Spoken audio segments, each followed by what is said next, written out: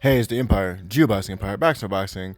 Now, man, my boy Devin the Dream Haney, current 135 champion of the world, man, undefeated WBC champion.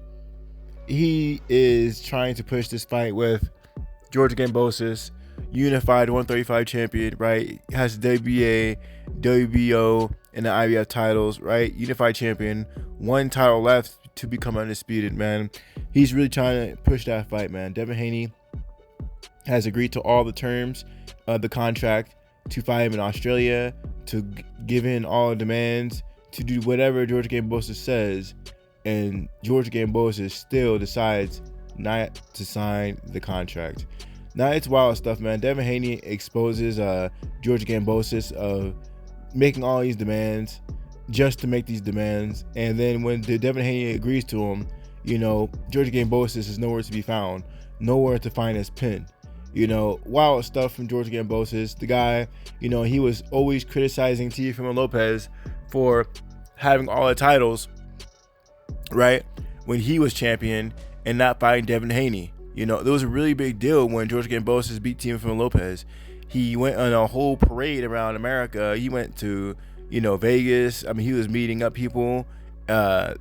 Eddie Hearn, he was meeting up Devin Haney and saying that, listen, we're going to fight each other. And he even shook Devin Haney's hand, looked him in his eyes and said, I will fight you next. And he did all that work and criticized Teofimo Lopez, did all that stuff and said, listen, if I was in your position, I would have fought for undisputed, man. What does George Gambosis do, man? Makes all these demands, and talks tough. But, when he has to find his pin, nowhere to be found, man. George Gambosis is nowhere to be found. So this is just ironic that George Gambosis is doing this to Devin the Dream Haney, man. I mean, Devin the Dream Haney is one of the highest paid fighters at 135, next to Gervonta Tank Davis. And Devin Haney's trying to, become a legacy fighter. He already makes all the money. Now he's trying to get that legacy. And he's giving Gambosis everything he wants. He's giving him the venue. He's giving him the, the announcers and all that stuff that comes with having the venue in his country, right? Doing everything he wants. And then George Gambosis does not want to sign that contract. So, man, it looks bad on George Gambosis' part. He did all that big talking about how he was going to fight Devin the Dream Haney and how Teofimo Lopez looks so bad. But then, he's nowhere to be found. George Gambosis has been talking about trying to fight Vasyl Lomachenko, but Vasyl Lomachenko has powers outside of his control that he has to deal with in his home country, right? He's worried about other things outside of boxing. So without all that being said, he's not going to be fighting no Vasyl Lomachenko. And the next best thing is Devin the Dream Haney, if you're chasing legacy, right? George Gambosis, the route he's trying to take right now, he's trying to take the easy route.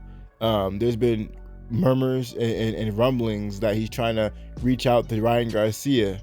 He's trying to reach out to these cupcakes to get an easy fight in before he inevitably, it seems like, loses titles to an elite level fighter.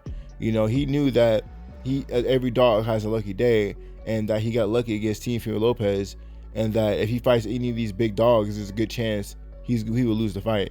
Teofimo Lopez, George Gambosis needs to fight an elite level fighter, and the only one he needs to be fighting is Devin the Dream Haney, because that's the fight that can make or break you. Beating the champion is cool, but he's one step away for not just being undisputed, but being the first undisputed Australian champion of all time. He can become a historic, period. But we're gonna see what Gambosis does, man. I mean, it's really a no-brainer, man. He's gonna either lose to a top elite fighter, or he's gonna fight someone he thinks is an easy fight and get upsetted. You don't want that happening, man. It happens all the time in boxing. Teofimo Lopez lost his mandatory, and George Gambosis. Anthony Joshua lost his mandatory, and Alexander Usyk. I mean, the list goes on and on, right? Vasyl Lomachenko lost his mandatory against Teofimo Lopez, right? Even Kell Brook lost his mandatory to Errol Spence Jr. You don't want to lose to a mandatory, man. Just lose in a unification fight for all the marbles. So at least people can give you that. And that being said, George Kambosos, he seems like he doesn't know what to do, and I don't know who's managing him. I just think that ever since the Floyd Pacquiao era, people think they can just marinate these fights, and they'll just, these fighters will just go undefeated forever.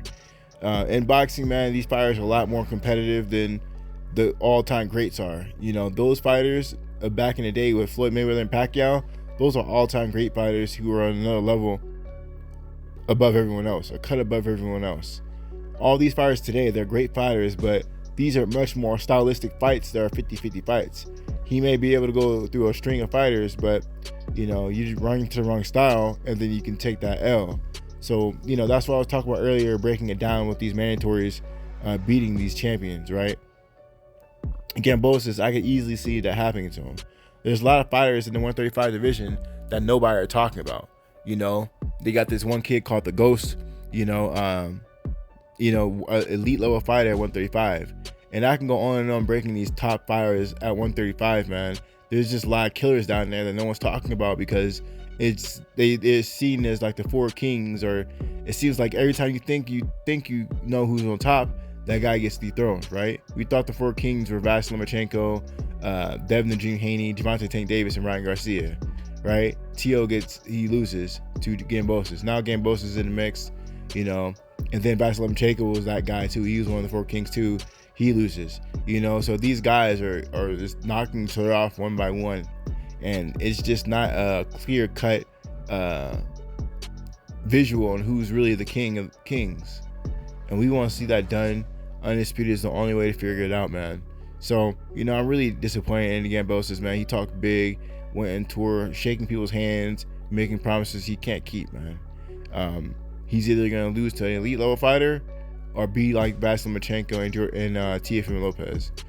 I don't want to see that happen to his career, man. I think the guy, he can have a bright future if he does the right thing and fights these fighters that he's supposed to be fighting at the peak of his career. Not when he's struggling, with a C-level fighter. Because one thing too is, coming off this big win, he's at the peak of his career. One thing you don't want to do is boxing such an expectation sport. If you're fighting a fighter that's an elite level fighter, but people don't think he is, and you struggle with him, they're gonna think you're on a decline. So not only do you have to beat these contenders or prospects or whoever you choose to fight, you gotta dominate them. That's the problem in the sport of boxing. You gotta maintain that elite level, undefeated aura of invincibility. George Kambosos does not have that, man. He's a scrappy guy. He's a all-in brawler kind of fighter. He's not gonna have a pretty fight with anybody. So this idea that he's gonna just have an easy cupcake fight, he needs to get that out of his mind right now, because that's not the kind of fighter he is. He's not a refined boxer. He's not a counter puncher. He's just he has good timing, but he's more active than anything else. He overwhelms you, right? That's how he beat Teofimo Lopez. He swarmed the guy, had a good time with the straight right. But Teofimo Lopez doesn't throw too many punches either. So how hard is it to time a guy who throws, 10 punches around? Not too hard. I'm not taking anything away from George, but it's just that kind of style with the as deep as the 135 division is. He's not going to look phenomenal against any elite level opponent. Those are tough fights. And I respect the 135 division to know that, hey man, listen, if you think you're going to have a cupcake fight, thinking you're going to fight some bum, you might end up like T.O. Anyway, let me know how you guys feel about it though. Like, comment, subscribe. This is the Empire. GeoBasking Empire, bitch. GeoBasking.